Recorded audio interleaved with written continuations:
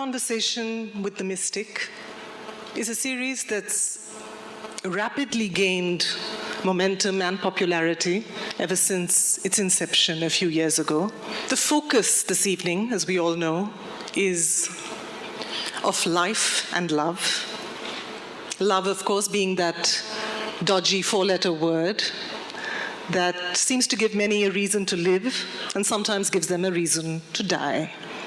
And then there's life, also a four-letter word, just as mystifying, just as enigmatic on occasion. And so we have our two speakers this evening who will be exploring these words, unpacking them, demystifying them. We have the magic of the movies, and we have the profound realm of the spiritual. Where does that magical meet the mystical? We'll find out. Good evening, everyone. Good evening, everyone.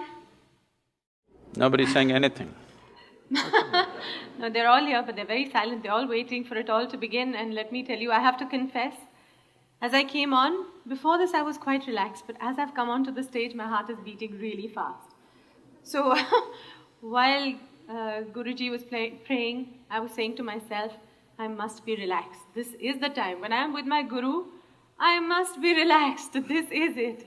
So yes, I will calmly begin by thanking you, Sadhguruji, for giving me this opportunity to be in conversation with you. Isha Foundation, thank you very much. I thought when we're talking about of love and life, heart beating is a good thing. Oh. Okay. Yes, it is a good thing. It shows I'm alive and in love and about to begin this conversation. And Sadhguruji, I want to say I have attended your inner engineering program. I have seen some DVDs, I have read your books. And everywhere there are your brilliant views on various issues. It could be from the making of a nation to the making of a toy car, from the running of a household to the running of parliament. You have brilliant views on every issue that one can ever question. Yet I know very little about you. And here's a brilliant mind with an, for lack of better words, I'd say out-of-the-box thinking.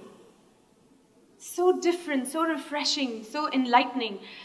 I'm fascinated and I want to know about your life.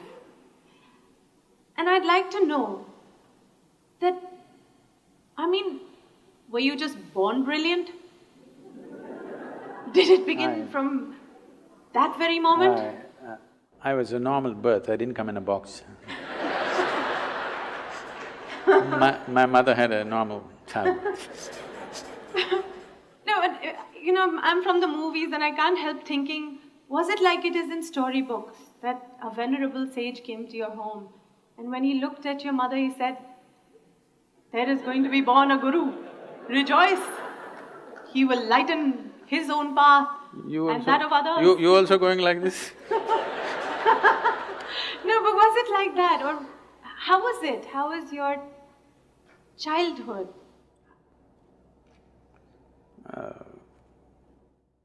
I don't think they all came to listen to my mother's labor pains. No, I'm really fascinated, intrigued that we're all here. But, the way you think, we wait to hear what you have to say. We've all been little children and we've all grown up, but we've grown up and been educated in schools but I find our way of thinking, our way of being very conditioned, like almost systematized. Whereas, so where did it all begin? I think you're looking for something unnatural that happened there. One thing that could be considered unnatural was, it seems I was a very delayed birth. My mother went to the hospital 3 times and came back and she gave up, she said, he's not coming. And when it actually happened, it happened at home. My father being a physician, that was not possible, she had to be in the hospital. 3 times she went and 3 times it didn't happen. They did everything possible and she gave up. So it happened at home. So that's the only reasonably unnatural thing. Everything else was natural birth. I didn't come in a box and I refuse to be educated so the question that you're asking is, do people grow up and blossom or are they brought up by somebody? You will see the general expression is, I was brought up in this place, I was brought up in that way. Especially in the West, you will see, I was brought up Christian, I was brought up Jewish. These are very common words. I think it's absolutely ridiculous and humiliating that a human being has to be brought up. You bring up cattle, okay? You don't bring up a human being. A human being is supposed to blossom by his own nature. That is why he is on the top of the pile, at least on this planet in the evolutionary scale. And most human beings don't seem to understand that, or they're not allowed to understand that by a whole lot of people and they need to be brought up. Bringing up means somebody is molding you. Molding means it's a predetermined shape. No flower that blossoms is the same way as another one which blossomed yesterday. But a mold means it's always going to be the same. If you make a mold, the idea of making a mold is that we want to have the same form again and again and again. Right now, generally, that seems to be the work, unfortunately, of the current education system, the so-called religions that are operating in the world, and of course the family. They want you to be in a certain mold. They don't want you to blossom like a wildflower because they're afraid of anything fresh happening among them. They want something that is familiar. They don't want something unfamiliar to be born among them. So, if you have succumbed to that system, then yes, you've been molded into a certain form. If you allow your humanity to blossom, then you will see you don't belong to any mold. This is the beauty of being human, that there is no a particular way to be. If you were a dog, you would be one way, if you were cattle, you would be one way, if you were a sheep, you would be another way, if you were a bird, you would be another way, a grasshopper another way. But to be human means there is no particular way. What is human is not defined, not described. It is just that. For every other creature on this planet, nature drew two lines. Within that, they have to play their game. For a human being, only the bottom line is drawn, there is no top line. But socially, people are trying to draw a top line for themselves. But nature has not drawn a top line for you, it's a limitless possibility. And this is what is freaking human beings right now, because they can't decide what they need to be. They're trying to be like somebody else. Only bottom line is set, top line has been removed. This is evolution. But wait, we still didn't quite get to… So how was it when you were a child? Were you put into a school to go the systematic way, and did you keep up with it? Do I look that educated? Don't insult me like that. Actually, you know, when I go and stand in the line, in the immigration lines, and particularly in America, they look at me and say, "Can you speak English?" I say,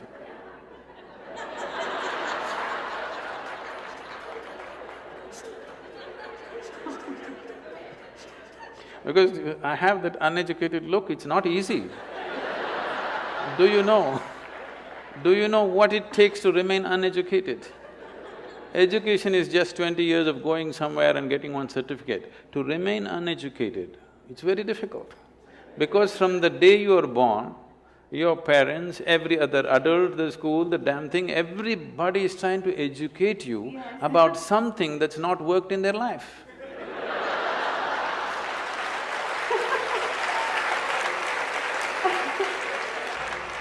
And then, did you also, like we all went through these confused teenage years of not really knowing where we're going? I mean, did you clearly know your path? Not at all. I was… right from 3 or 4 years of age, I was always a million questions hanging in my head.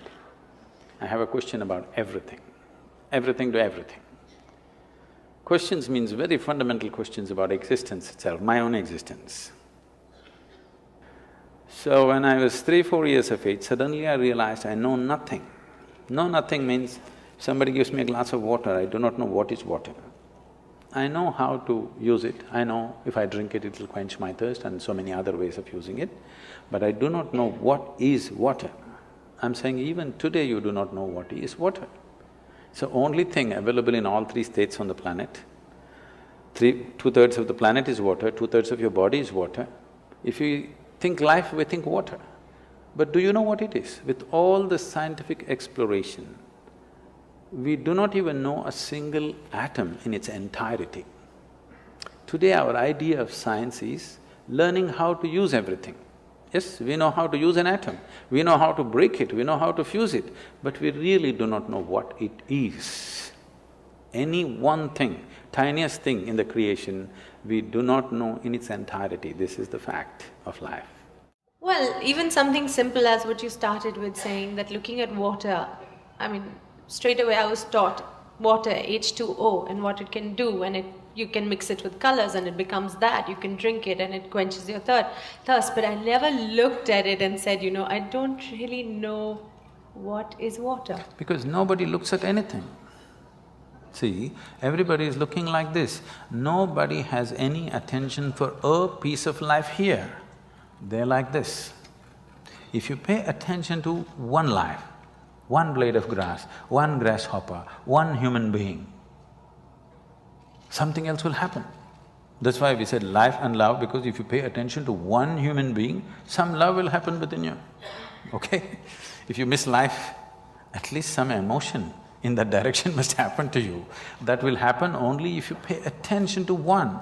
If you're looking at like this, these days it's become a fashion because you're on love on Facebook, you love the whole humanity. To love one human being, if you want to love one human being, it costs life.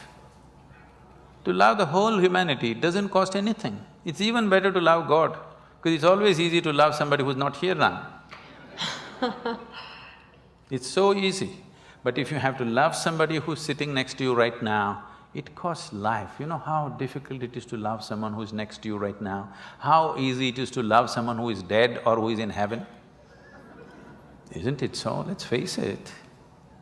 Because if you have to love one thing is you have to pay attention.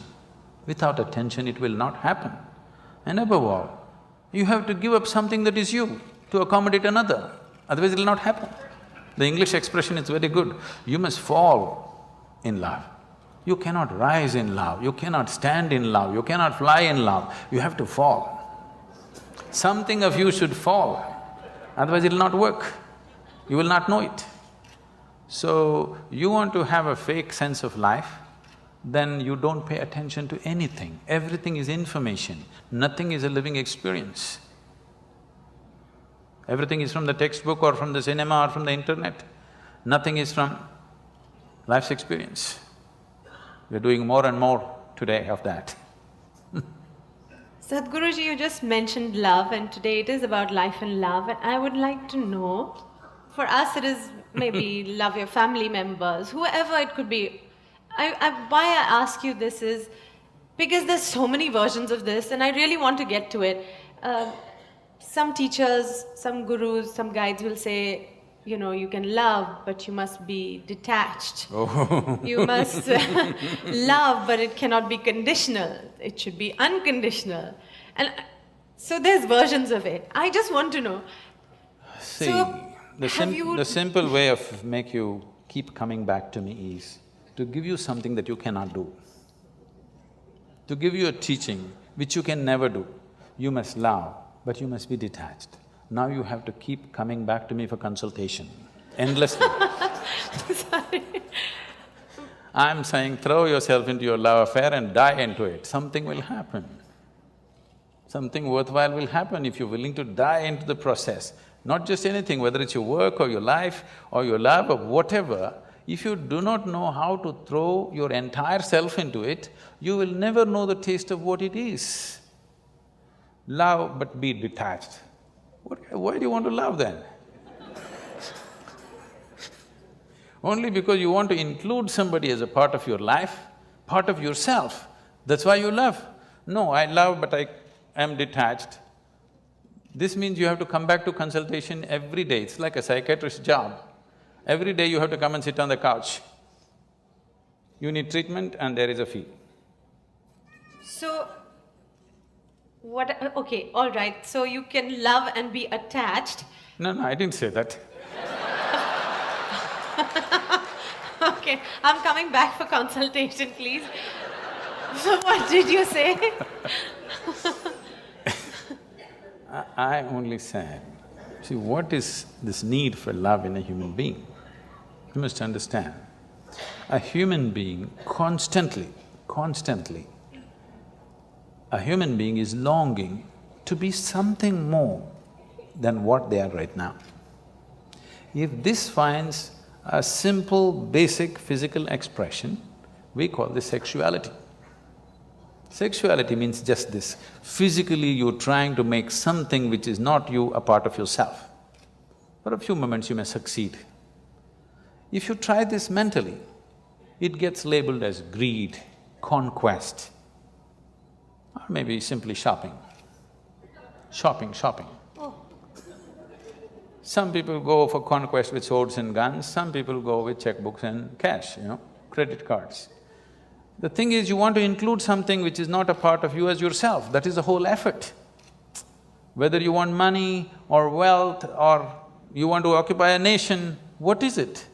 Something that is not you, you want to make it yours. Yours is an effort to make it a part of yourself. If it happens emotionally, on the emotional level if you try this, we call this a love affair. You're trying to make somebody who is not a part of you, a part of yourself emotionally. This is a love affair. If you do it consciously, we call this yoga. Yoga means union. So all these efforts are fine, everything has its own beauty but has its own limitations. When you understand the limitations of all the other methods, nothing right or wrong about it, it is just that it will work briefly, it will not work for always. When you realize that, you consciously try to include.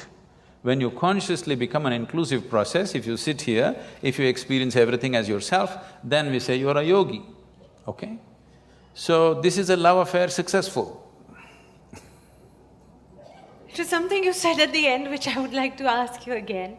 You said love, inclusiveness. I can't understand how I can love everybody in this room. You cannot. There's some people you cannot love.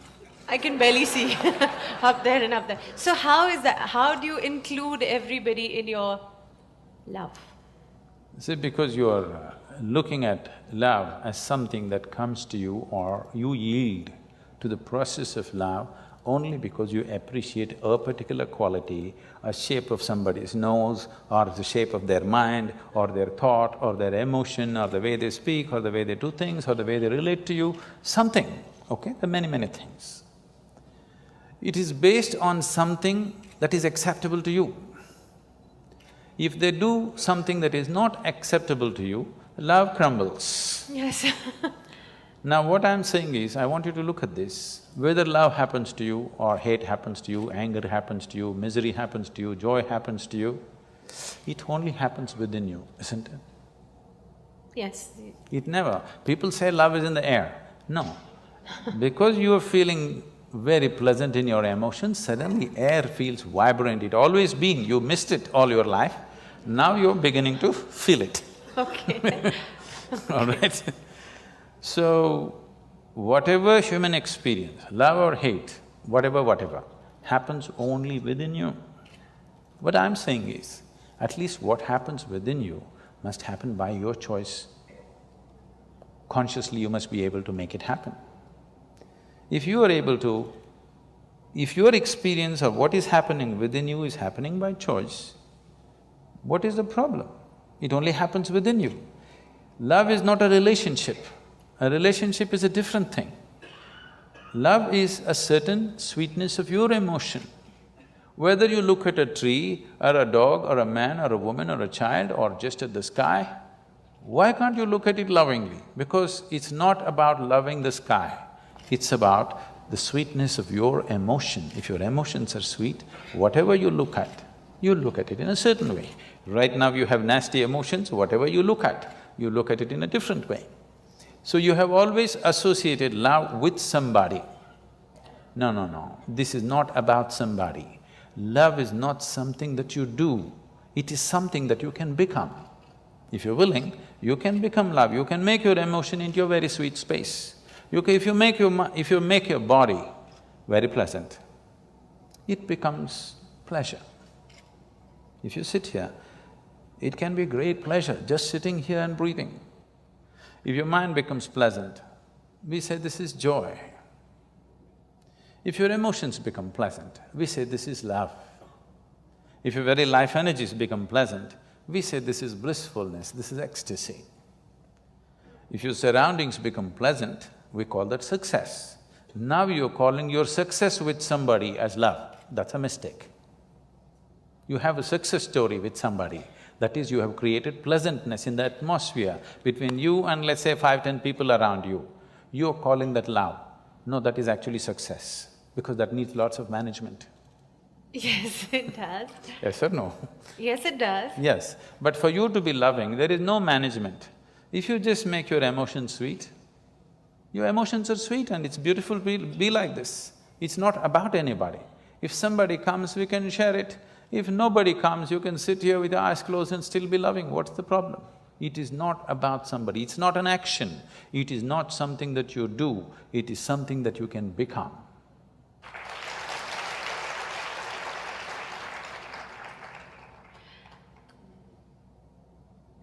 It's a lovely, idyllic.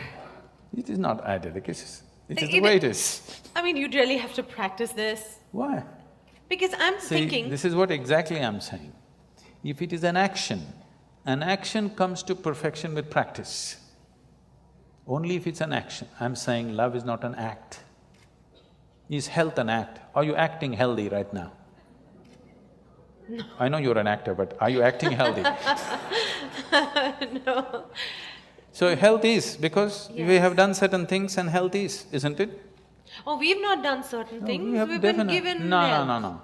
Oh, we've been given, but if you eat bad, if you live bad, you won't be healthy. We've done certain things to manage our health. Similarly, if you do certain things, you can manage the pleasantness of your mind. If you do certain other things, you can manage the pleasantness of your emotion. If you do certain other things, you can manage the pleasantness of your very life energies. This is things that you can do. Now, what you can do internally, you're trying to manage externally. What can be done here within you, you're trying to manage by creating an atmosphere around you, which is a very difficult thing to do, because outside will never happen 100% the way you want it. To some extent we can manage, we can't do all of it by ourselves because there are many forces involved. Sadhguruji, you said something about health, and you said you do certain things for yourself.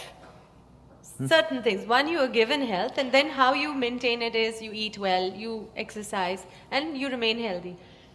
Now, to be loving, when maybe in a household, any situation, maybe outside, like you said, outside forces are not pleasant. It doesn't come easily to then just be loving. So what is the practice to become that way, or to train yourself to be that way? I want to remove this idea from your mind. You believe you need to practice. Practice means you're trying to perfect an action, isn't it? To be loving at all times? Yes, that is not an act. No, not an act.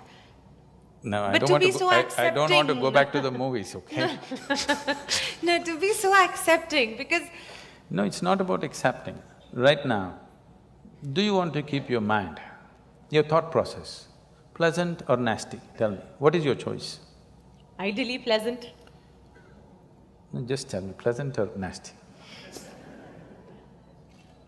You're thinking about it, this is… No, I'm trying to think, should I fox you and say nasty? Say it. Okay, nasty. I'm going to bless you now. No. Okay, I take back my words. Okay. All right. Any human being's choice for themselves is definitely pleasantness, Yes. isn't it? Body, mind, emotion, everything and surroundings, you want it pleasant. Yes. So why is it not pleasant? Surroundings are not pleasant because of many things. Yes. If your thought and emotion are not pleasant, it's entirely you, isn't it? Yes. Surroundings, not entirely me, it's so many forces. We have to manage them, we have to juggle them. Not always are we successful with everything around us. Different people have different levels of competence to manage the outside. Not all of us have the same, the skill to manage the outside. But inside, your emotion and your thought, why is it not happening your way? This is something we have to look at. This has to be addressed. Every human being has to address this. At least your thought and your emotion must happen the way you want. It's like this. On a certain day, a lady went to sleep. A lady went to sleep. In her sleep, she had a dream, I think up there. Oh, there are two strata of people. Nobody's asleep, right? So that I could pick on you, I'm just looking if I can see. She went to sleep up there and in her dream, she had a dream. In her dream, she saw a hunk of a man standing in that corner. And then he started coming closer and closer and closer. He came so close she could even feel his breath. She trembled, not in fear. And then she asked, "What will you do to me?" The man said, "Well, lady, it's your dream."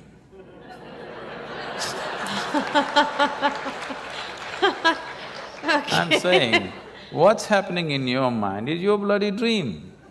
Now the problem with life is not that life is not happening the way you want it, even your dream is not happening the way you want it. That's a problem. I'm saying at least fix this, at least let the dream happen the way you want it. If you are dreaming the way you want right now, your thought and your emotion would be pleasant, isn't it? Yes, but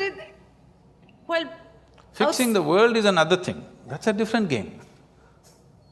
That needs lot of skill. This needs just willingness. Why we are continuously talking about joy, blissfulness, love is not because it's a goal by itself, these are not goals by itself.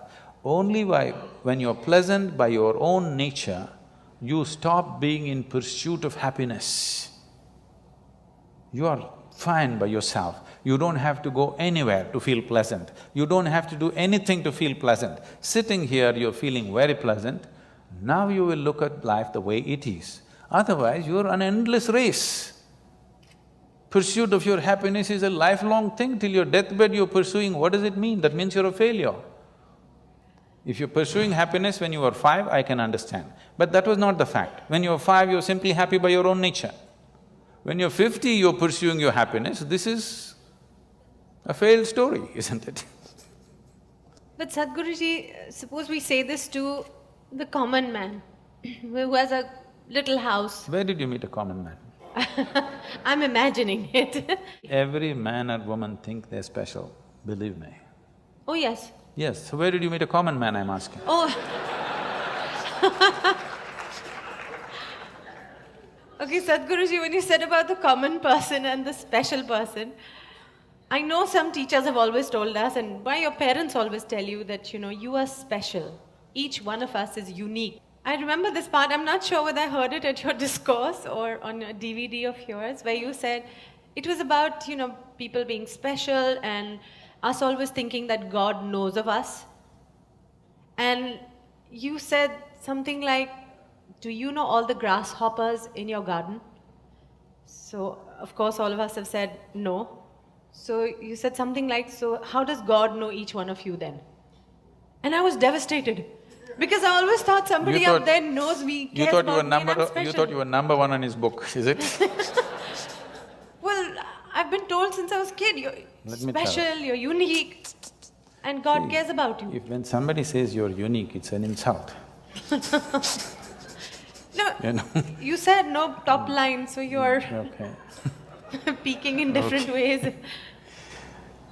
In this vast cosmos, this solar system is just a speck.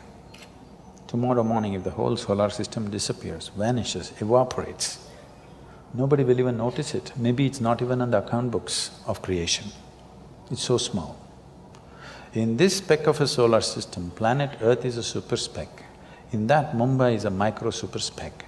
In that, you are a big man or a woman, which is a huge problem. This is a very immense existential problem, you know.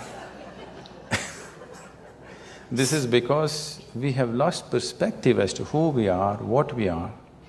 Our psychological realities have become bigger than the cosmic reality. That is the big problem.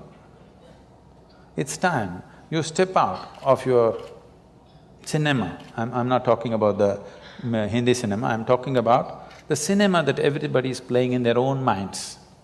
See, right now they darken this whole hall because it works best that way. This is the basic technology of a cinema. If you do not darken the cinema hall, if you light it up and play a nice cinema, it's not going to work. You have to darken it. So I'm saying a cinema of your mind because it's a dark space. Every thought is enlarged, playing out, bigger than the cosmic space. Today, everything in the cosmos is happening perfectly well, but you have one nasty thought crawling in your head and it feels like a bad day, isn't it? Yes.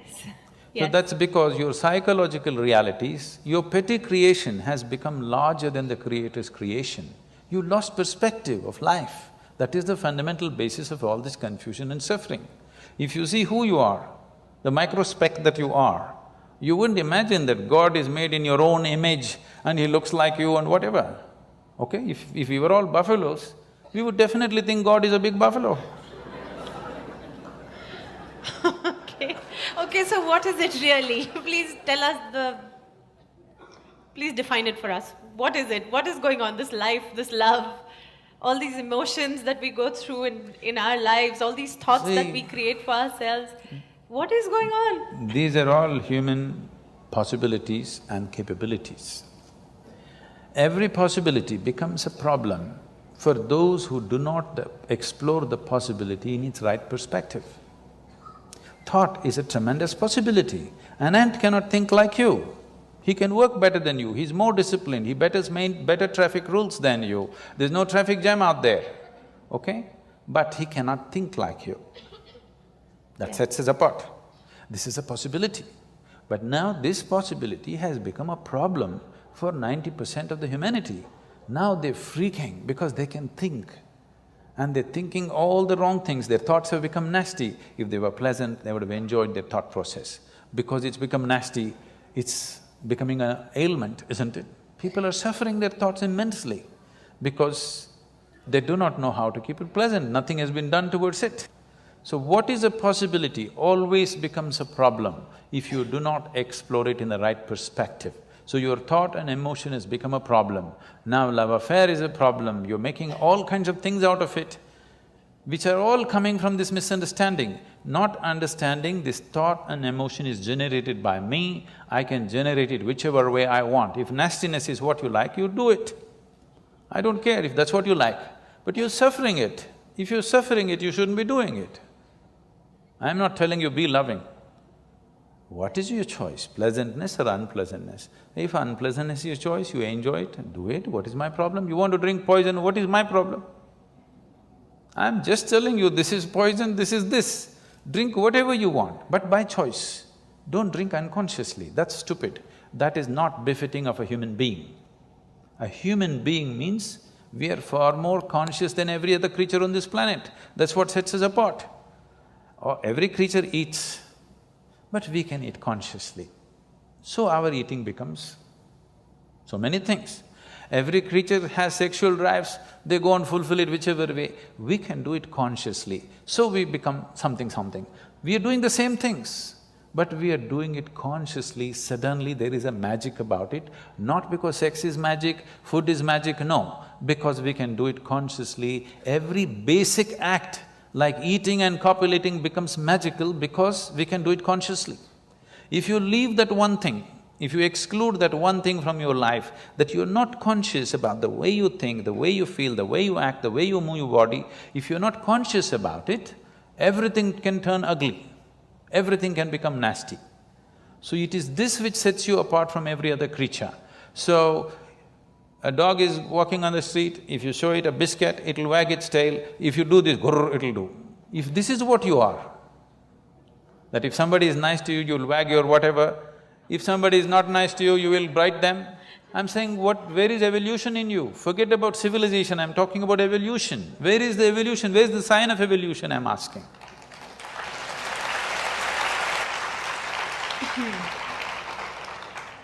Okay, Sadhguruji, let me take you away from this and let me take you to a world of, say, films. World of films, okay, let's go. Let's go movies.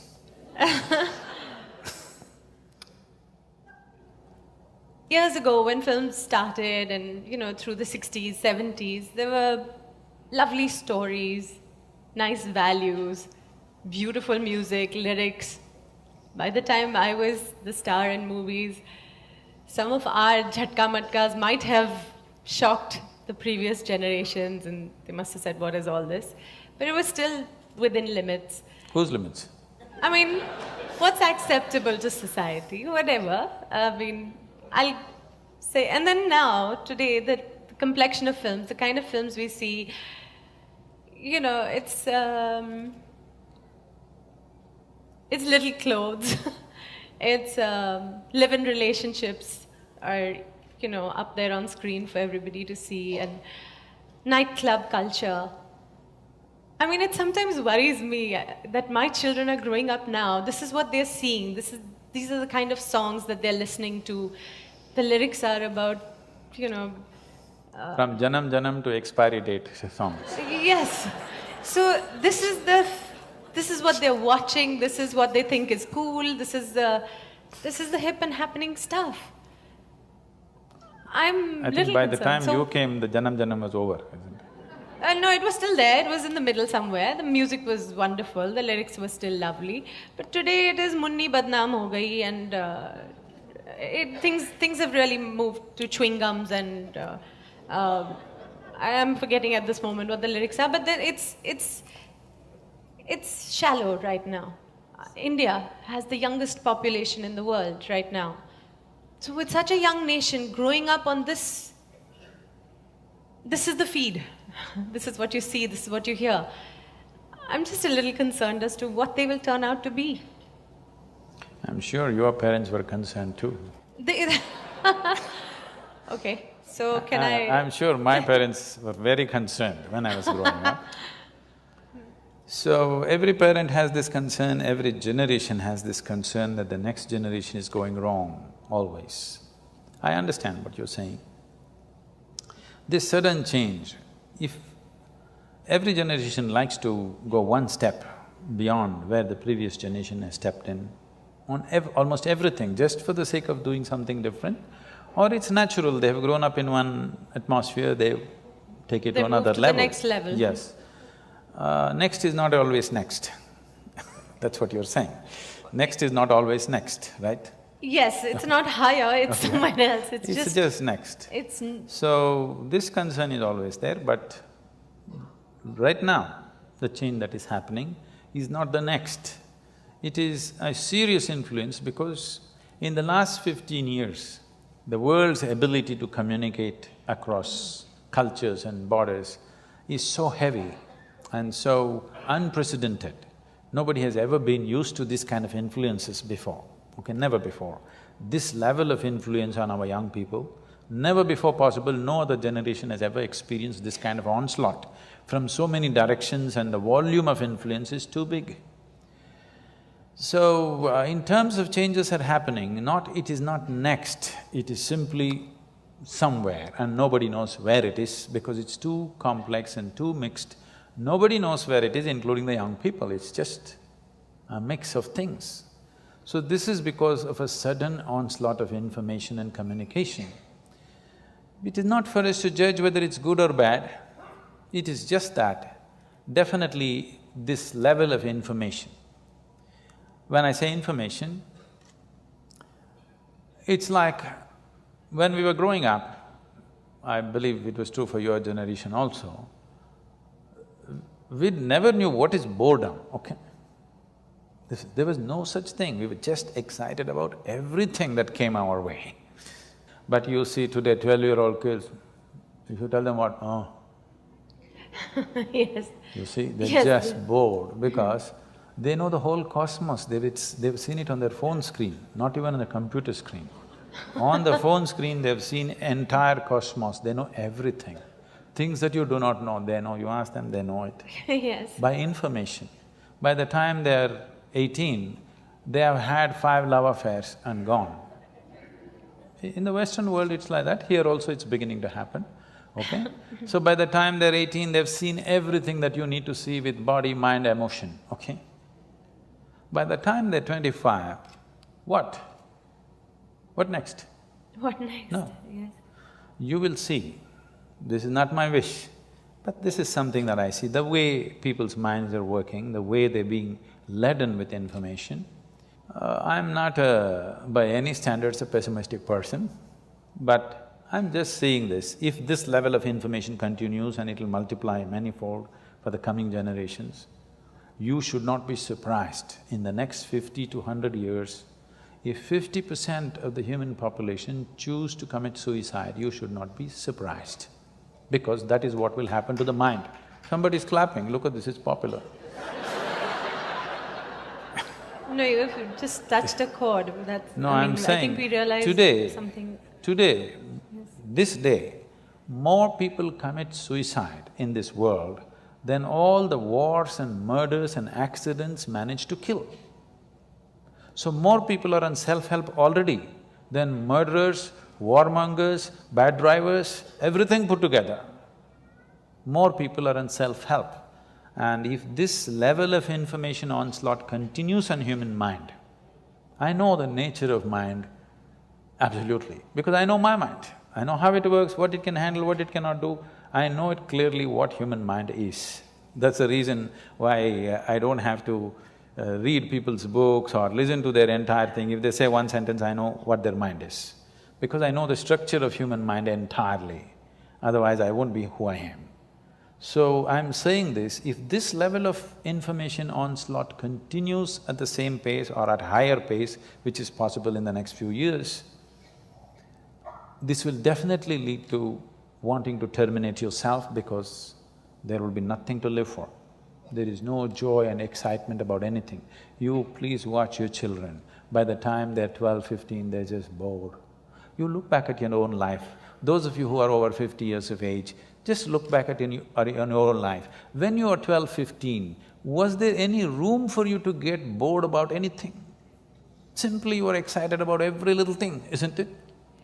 Today you will see it's almost a common feature. 12, 15-year-old kids are just bored. Only thing is… Yes, they're all on iPads, iPhones, Because yes, they're on gadgets. we are talking about love and life, all this will not mean nothing.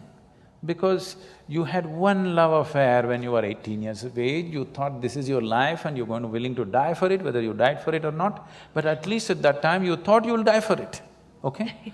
Today on Facebook they have 22 love affairs going simultaneously. It just means nothing. I'm not saying they should have it or not have it, all I'm saying is, this will lead to a certain overload on the mind, and suddenly a human being will think, why am I here? You know that big Shakespearean question, to be or not to be? Yes. This is not the most intelligent question. Unfortunately, people think so. This is only because you have not been touched by life. You are not a piece of life, you are just a psychological case. You're full of thoughts and emotions. You have not touched life at all. You think your thoughts and emotions are life? No. Your thoughts and emotions are the drama that you're creating in your mind. It is your cinema. You must be able to end it somewhere. If you do not know how to put the end, then it's going on endless cinema, you're going crazy. Life is happening here. You know, your work is not life, your family is not life, your career is not life, your cinema is not life, your thought is not life, your emotion is not life. Life is happening here. Everything else is accessories to life. Now, the frills of life have become larger than life itself. Life is entirely missed. If you touch life within you, then it's an explosion of energy. When such a thing never happens to you, because you have information about the whole cosmos on your phone screen, You will never be touched by life because too much information, too much thought. Even emotion is drying up, too much thought. This has happened. If you look at European philosophy in the last 150 years, you will see, if you read Dostoevsky, you will want to commit suicide. Brilliant, intellectually brilliant, but you will wonder why are you alive? Because intellect is like that. If you wake up in the morning, devoid of touching any life's experience within you, don't think about your child's face, do not think about the flowers in the garden, birds in the sky, nothing beautiful that ever touched you. Just think logically, you have to get out of bed, that's not a small feat. You have to brush your teeth, breakfast, go to work, eat, sleep, again tomorrow morning same thing. Next 50 years you have to do the same process every day. If you look at it 100% logically and intellectually, you will have no reason to live tomorrow morning. It's only if you're touched by something, suddenly it's worth living.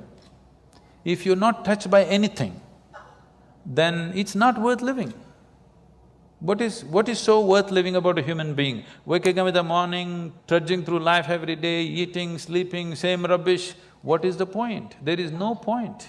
Unless you're touched by something, some magic of life, if it doesn't touch you, either in the form of love, or in the form of a flower, or in the form of something within you, if something doesn't sparkle within you, definitely there is a question whether I should live or not, isn't it?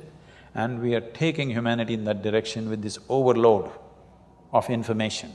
Information is not knowing, information is just garbage collection. You just gather things which don't mean anything to you.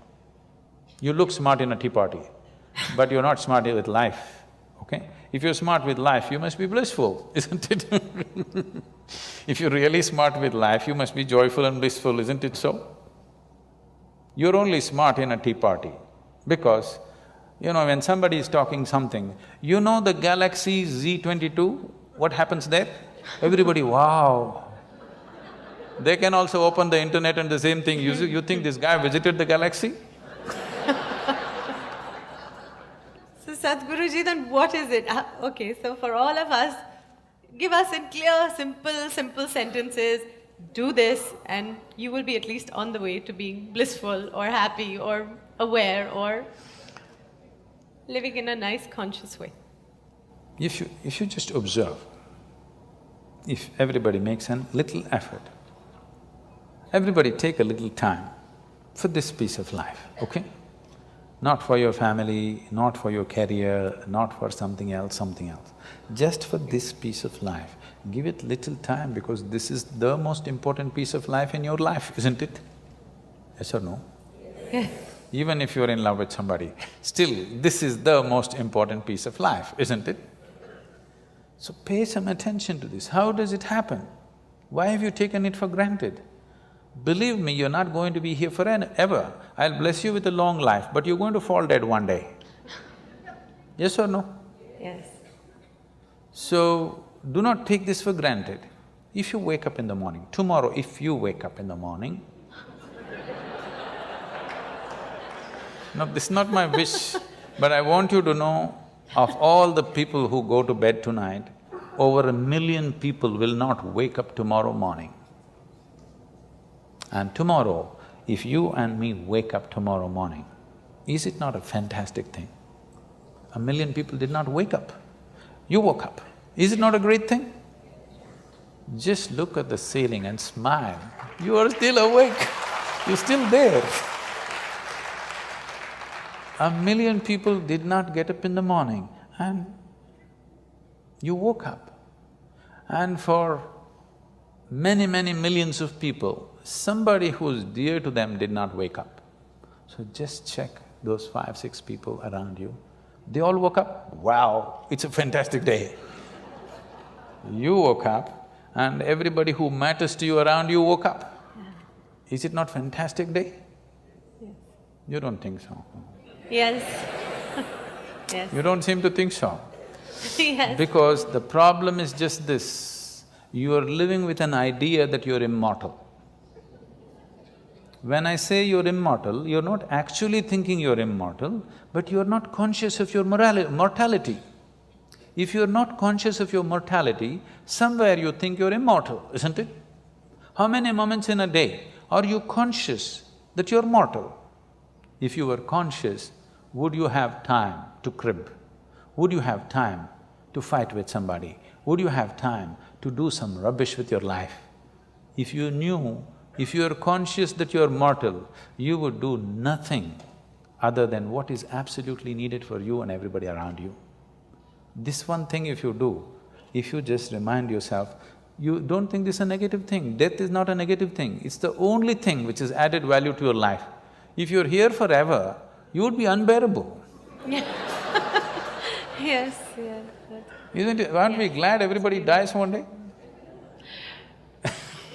If you just become conscious of this one thing, that always you're conscious that I'm mortal. You don't have to think, I will die today, we don't intend, we want to live as far as possible. Just you know, one day I will die. If you're just conscious of this one thing, you will naturally become spiritual. You will not become spiritual by thinking about God, you will become unrealistic, hallucinatory. You will start talking to somebody, you will start doing all kinds of things. Already people, they have earphones on and they're talking, you don't know whether they've lost it or they… 10 years ago, if somebody was walking on the street talking, you would know that he's lost. But today you don't know whether they got their headphones on and they just lost it and they're talking, we cannot make out. But if you are conscious that you are mortal every moment of your life, spiritual process has begun for you. So one of the main reasons, one of the fundamental reasons why that all these things have to be taught to you, that she's repeatedly asking this question, were you born special, did you have normal birth or not, is simply because most people have forgotten they're mortal. They think they're immortal. They may not actually think they're immortal, but they're not conscious they're mortal. With every step, with every breath, if they were conscious of this, you know how consciously they would live? They would become fantastic. It is your mortality which makes you want to know what is the nature of your existence. You really want to know where you came from, where you will go. Only when it sinks into you, all this drama, poof, one day it will end. But right now you think only others appear in obituary columns, you are only going to read it.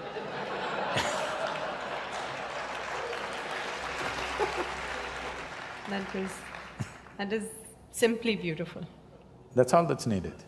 If you want to know the value of life, just know that it's a brief happening. The time that you spend here as life, it's a very relative experience. If you're truly joyful and ecstatic, it's horribly brief, believe me. I feel like I was born day before yesterday, see already how I've become. Okay? Yes. But on a particular day, if you're depressed or miserable, one day seems like an endless thing. Yes. So, only miserable people have a long life. Yes. If you're a joyful, ecstatic person, life is always brief. If you live to be 100, it's still very brief for what possibilities a human being carries. For the immensity of what a human being is, it's too brief a life. If you're given 100 years, 200 years, it's still too brief, because before you know what's happening, before you explore a few dimensions of life, it'll be over. It'll be over, okay? Only miserable people have a very long life, they feel it's very long. Sadhguruji, here we have a few questions. First question is from Prabhas Sundar Sen. Where and how do we draw the line between loving unconditionally and becoming a doormat?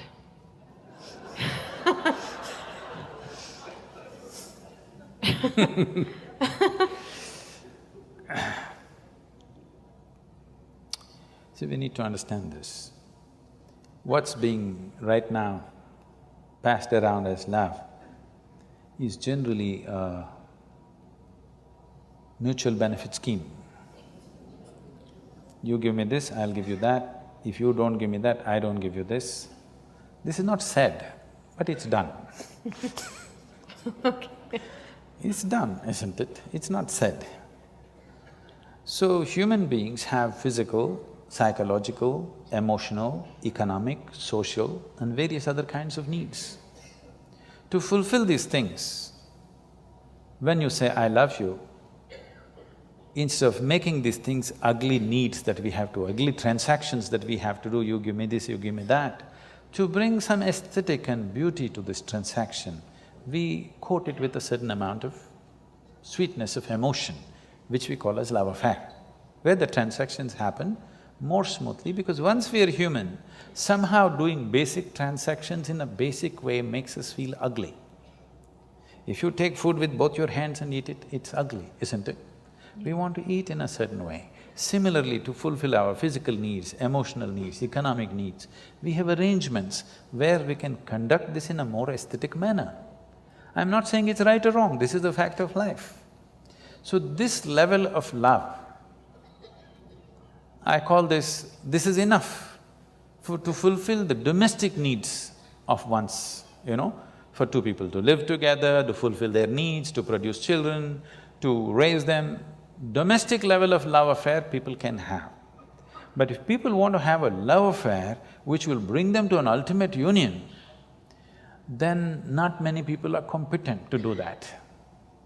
Not many people are ready to have that kind of a love affair where it'll make two lives into one. Two becomes actually one in experience. That will need something more. Most people are competent of using love to fulfill the domestic needs. But to go beyond that, they are not ready. And when I say they're not ready either, I'm not talking about this person or that person.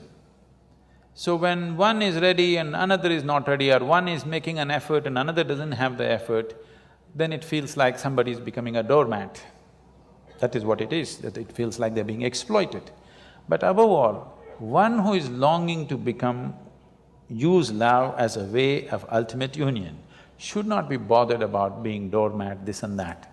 In India, we have a culture where by choice people name themselves as slaves. You know, Ram Das, Krishna Das, this Das, that Das. What is it? They're openly saying, I'm a slave, I'm a doormat, I want to be a doormat. They're not saying, I'm afraid I'll be used as a doormat, they're saying, I want to be a doormat. So this is a kind of love that they are wanting to use for ultimate union. This is not for domestic purposes. So if you're looking for ultimate union, then love is a different affair. If you're looking for conducting of domestic affairs, then you must manage dignity, who gets what. If anybody is using more than what they should, then if you don't give me that, I don't give you this, okay? Otherwise, if you're looking for ultimate union, you should not think of all these things, that's a different affair. That's not much social thing. If you fall in love itself, you become vulnerable to somebody. Yes. Without becoming vulnerable, there is no love affair. You have to fall. When you fall, somebody may raise you or somebody may walk over you. Yes. But the thing is, the experience of your life is beautiful because you fell, not because they raised you, not because they walked over you, because you could actually have the sense of abandon in you to fall. That was the beauty of your love affair, not what they gave you, what they did to you, this no. The beauty was you sat alone and you think you really love this person so much you're willing to die. That was the most beautiful moment. Not the moment they gave you a big gift, not the moment they gave you a diamond ring, not the moment they said this and that about you, no.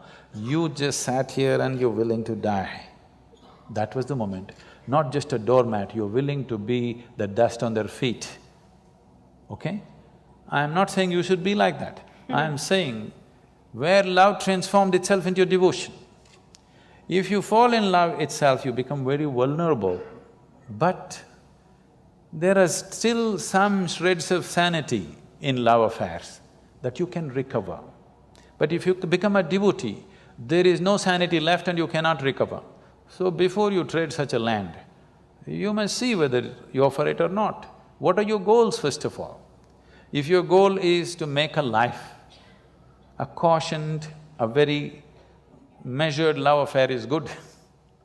But your thing is, you want to dissolve into the process of life, you don't want to have a good life, you're not planning to have a good life, you just want to become an explosion of life, you don't care what you get and what you don't get, then you become a devotee.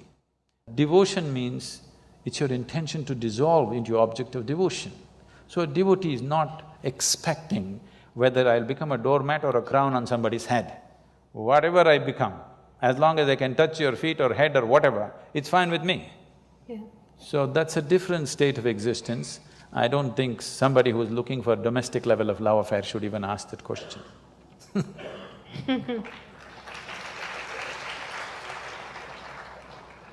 We have one question from the social media, the Facebook.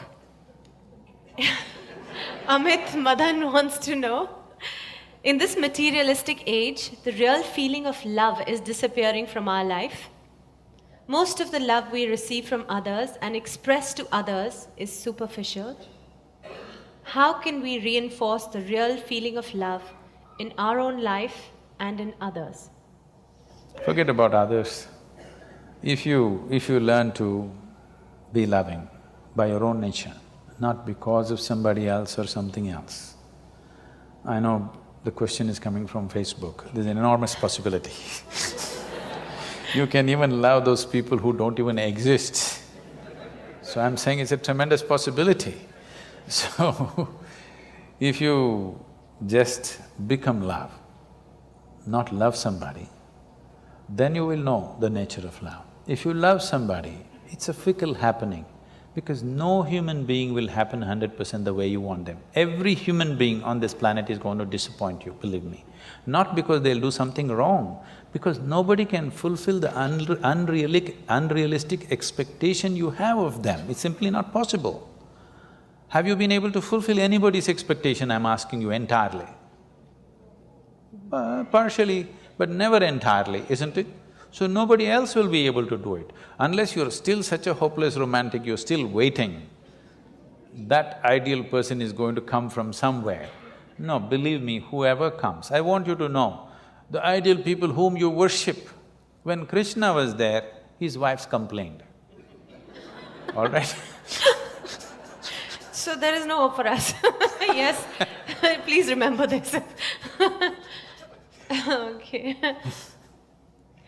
Sadhguruji, this is where we open, the platform. It's… anybody has a question, this is the moment. Yes, please. My name is Anand. My question is about marriage, divorce. No, they're two different things, huh? See, today is many youngsters, like many of them, they don't want to marry. And few of them who marry, there are occasions where they are getting divorced. So, would you like to throw some light on this situation, Sadhguru? See, you need to understand the institution of marriage.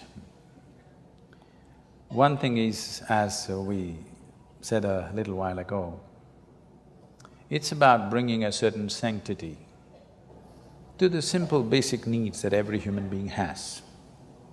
I will repeat, there are physical needs, there are psychological needs, there are economic needs, emotional needs, social needs, variety of needs.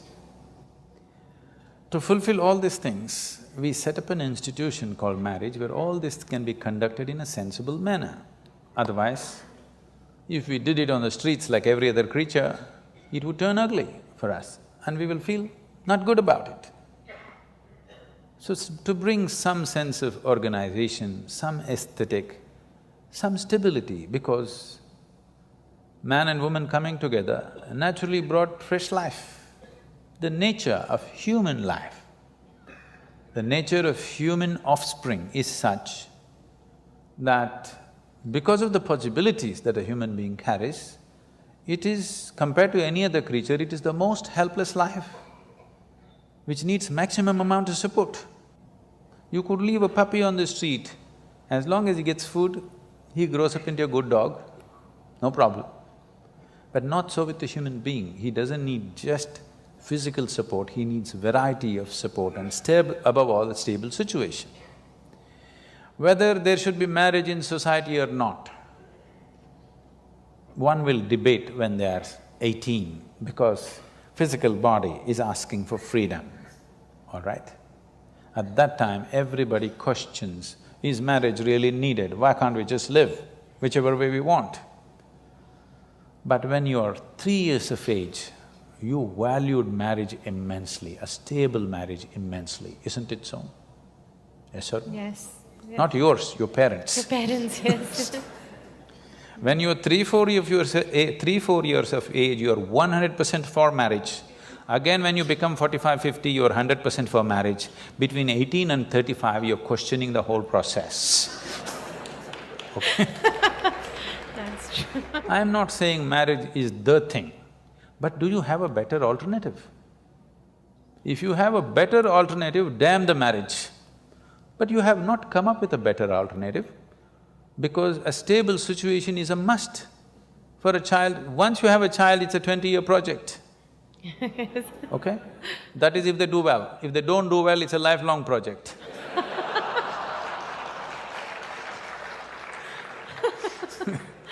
So, if you want to get into such projects, at least 20 years, there must be a commitment to create a stable situation.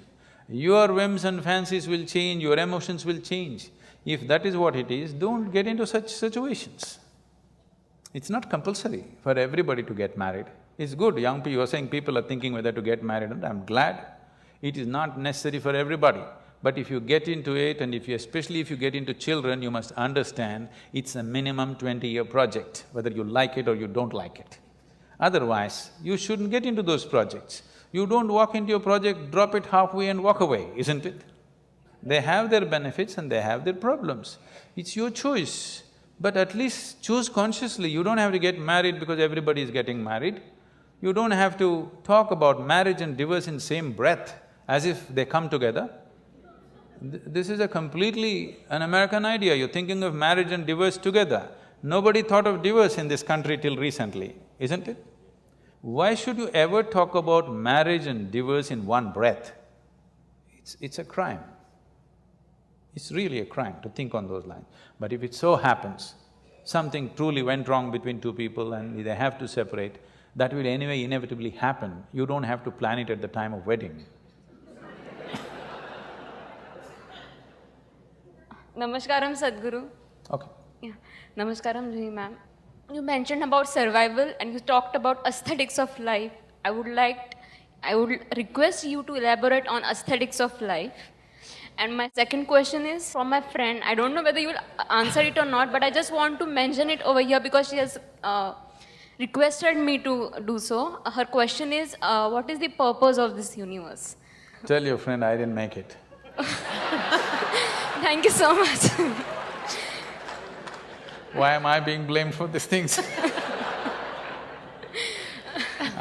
The only thing I have done is, I have figured the nature of my life.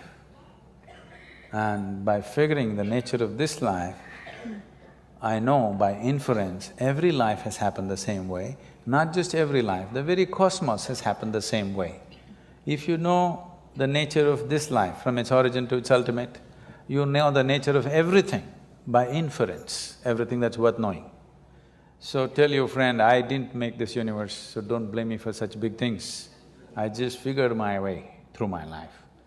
And if you figure it, you will see the most important thing that's happening in your life right now is that you're alive.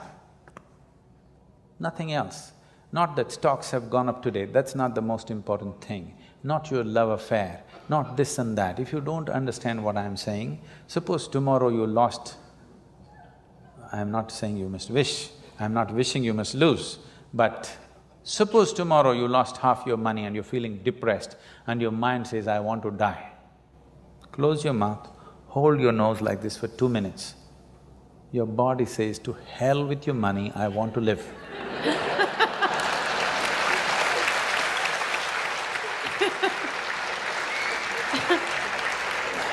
Tomorrow, you found your love affair collapsed and your mind says, I want to die. Check. The life within you says, to hell with your love affair, I want to live. Every time you feel little suicidal or depressed, just check. The life within you says, to hell with all these things, I want to live. So I want to know the most important thing that's happening to you right now is life itself, not the fancy thoughts that you have, not the emotions that you have, not financial arrangements or family arrangements or whatever rubbish you have built around you. These are all accessories to life. These are all frills. Frills are so much you're missing the skirt, that's a whole problem with you. Yes, so much frill, fundamental things are forgotten. So, this is the most important thing. Right now for most people, life means their job. Life means the new house they're building. Life means the car that they bought. Life means their wife, their husband, their children. No.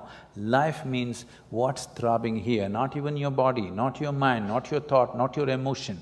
What is right now throbbing here, this is life. Because this is on, everything else seems to be meaningful. If this one stops, nothing around you means any damn thing to you or to anybody.